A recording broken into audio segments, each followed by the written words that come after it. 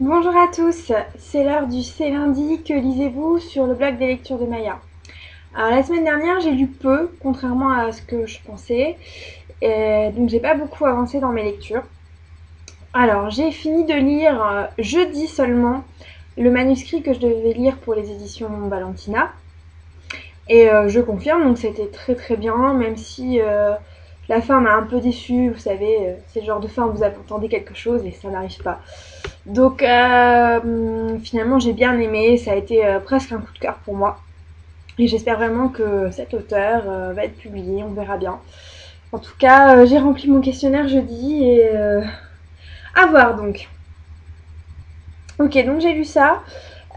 Ensuite, pour me mettre à jour dans ma lecture commune 16 lunes, donc j'ai fini de lire la partie à lire 16 lunes.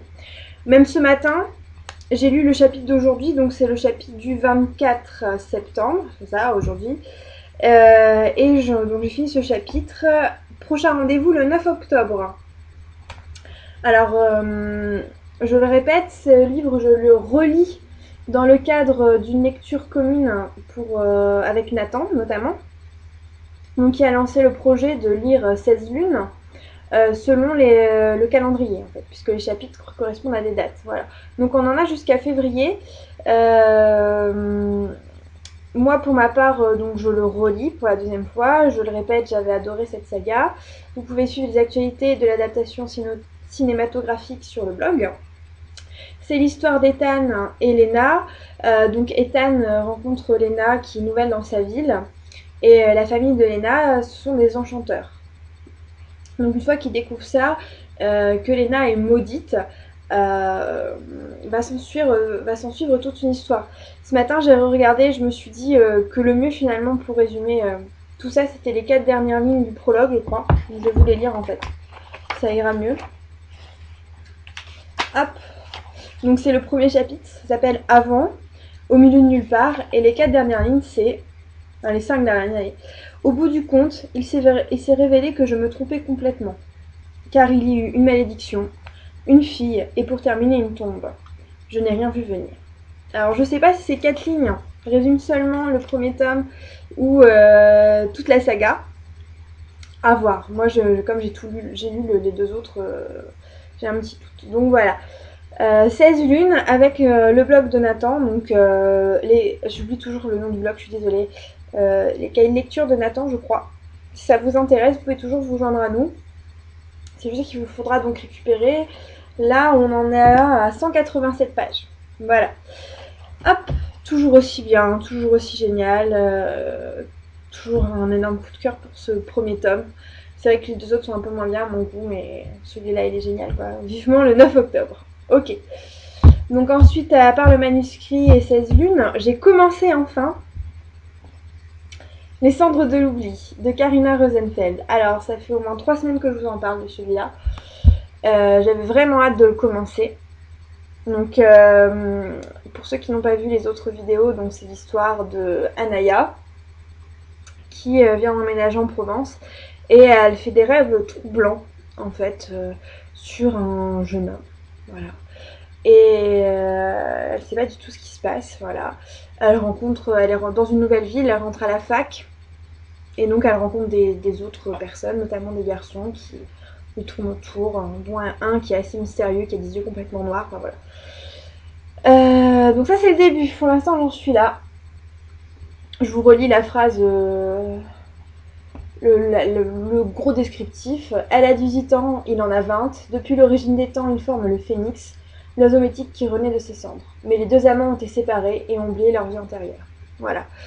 À voir ce que ça va donc donner. Mes premiers avis. Alors, d'abord j'ai bien aimé une chose, Anaya a 18 ans, pour une fois. On a du young adulte, d'accord, mais pas avec une héroïne de 16 ans. On a quelqu'un de 18 ans qui rentre à la fac, qui est donc un peu plus mature. C'est bien. Des fois, franchement, ça change quoi. Moi j'ai bientôt 25 ans, j'adore le young adulte, il faut le dire. C'est vrai, j'en ai pas honte du tout de lire des bouquins avec des filles de 16 ans, mais franchement, de temps en temps, avoir une héroïne un peu plus âgée, c'est bien. Voilà.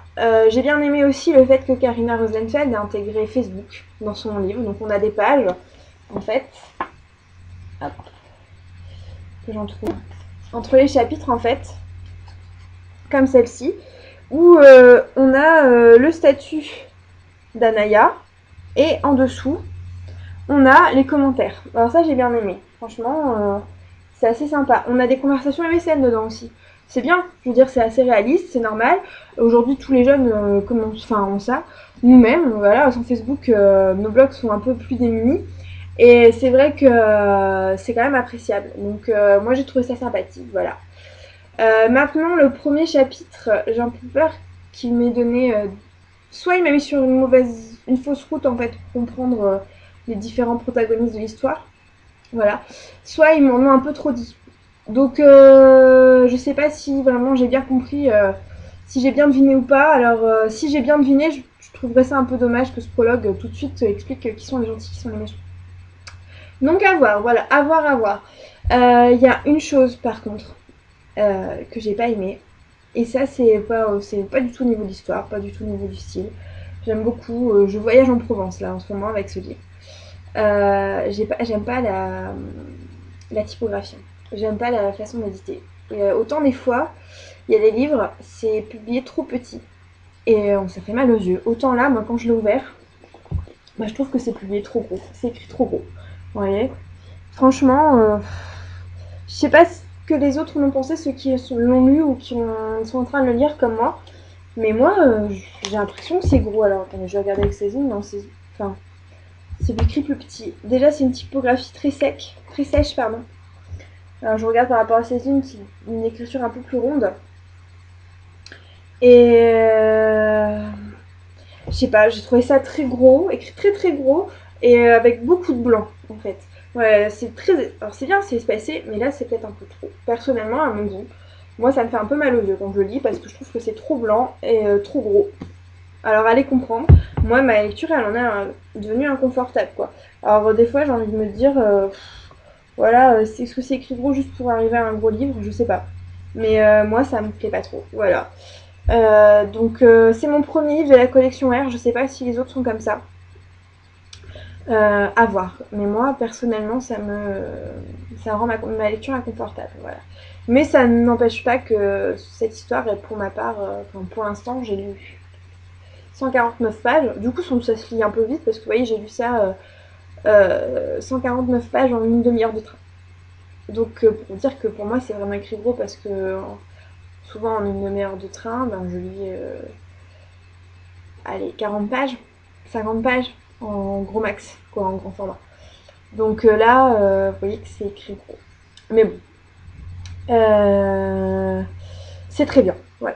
On verra la suite. J'attends de voir ce que nous réserve Karina Rosenfeld. Voilà, quand je l'aurai fini celui-là, j'ai beaucoup de temps cette semaine, donc j'espère le finir rapidement. Je vais enchaîner sur une lecture un peu plus légère. Légère dans le sens page. Quoique là, c'est écrit, c'est édité très petit, donc finalement, je suis pas sûre que ça aille très vite. Je vais lire Surula, Le Monde d'Afrolon. Donc c'est un service presse que j'ai reçu par les éditions Percé. C'est moi qui l'ai choisi. C'est de Michaela Sindali. Je sais plus ce que ça raconte. Alors, soit je vous lis le derrière, soit vous allez voir sur internet. C'est une magicienne qui est bannie par son peuple car elle porte l'enfant de Kim venu d'un autre monde. Réfugiée en pays Alésia, elle suit l'enseignement des sages car elle est l'élue, celle qui doit combattre la bête qui déstabilise la conscience du monde. Voilà. Donc, affronter. Voilà. Donc, ça a l'air d'être donc une prophétesse avec beaucoup de pouvoir qui nous réserve bien des surprises. Moi, ça m'avait plu quand j'avais dû choisir le livre que je voulais recevoir. Le résumé m'avait vraiment assez tenté. J'hésitais avec un autre. Et finalement, on m'a envoyé celui-là. J'en suis très contente. En plus, cette couverture, elle est juste magnifique. Franchement. C'est vrai que les éditions Percé, ils ont souvent des très belles couvertures. Il faut dire... voilà, à part Je te promets, je vous avais dit que la couverture était vraiment moche, quoi. Là, ils ont vraiment des très belles couvertures, à voir si ça correspond bien à l'histoire, pas comme dans La Promesse éternelle, donc la chronique que vous avez eue la semaine dernière. À voir, là l'image ne correspondait pas du tout, donc là, bon, à mon avis, ça doit correspondre. Ça m'a bien l'air d'être une magicienne, mais franchement, magnifique couverture. J'ai hâte de le commencer. Et si j'ai le temps, seulement si j'ai le temps, si rien d'autre ne vient s'ajouter des priorités, parce que j'ai notamment un livre pour voyageurs qui m'attend, je commencerai enfin Orgueil et préjugés de Jane Austen, que je dois lire dans le cadre de mon partenariat avec le blog La vie telle qu'elle me passionne. Et donc j'ai choisi de lire ce livre parmi les 5 livres qu'elle m'avait proposés. Pour ceux qui n'ont pas vu l'article sur le blog, c'est dressé une liste chacune de 5 au minimum livres coup de cœur. Et on a choisi des livres dans la liste de l'autre pour découvrir un peu l'univers de l'autre. Donc moi j'ai choisi de lire Jane Austen, Orgueil et préjugés pour la mi-octobre. Comme je sais pas si je vais accrocher, si je vais y arriver, puisque j'ai jamais lu Jane Austen, je préfère commencer à l'avance. D'ailleurs, surtout que bon, c'est quand même... Ça va, ça fait 400 pages. Mais bon, voilà. Je sais pas du tout. J'ai jamais lu de Jane Austen, j'aime bien la littérature ancienne, et les grands classiques. Donc voilà, après c'est plus ou moins long. Je me rappelle quand j'ai lu Jules Verne, j'adorais, mais ça a été très long. Donc à voir si j'arrive déjà à le commencer cette semaine et si ça va vite ou pas. Voilà. Donc c'est tout pour mon C'est lundi que lisez-vous. J'espère que vous avez passé une bonne semaine de lecture et que vous allez en passer une autre bonne. Juste à la fin de cette vidéo, je voudrais juste vous parler d'un petit projet que j'ai. Alors comme vous pouvez le voir à chaque fois que je vous présente 16 lunes, j'ai mis des post-it dedans. En fait, quelque chose qui m'avait beaucoup plu à propos d'Ethan, personnage principal, c'est qu'il lit beaucoup de livres.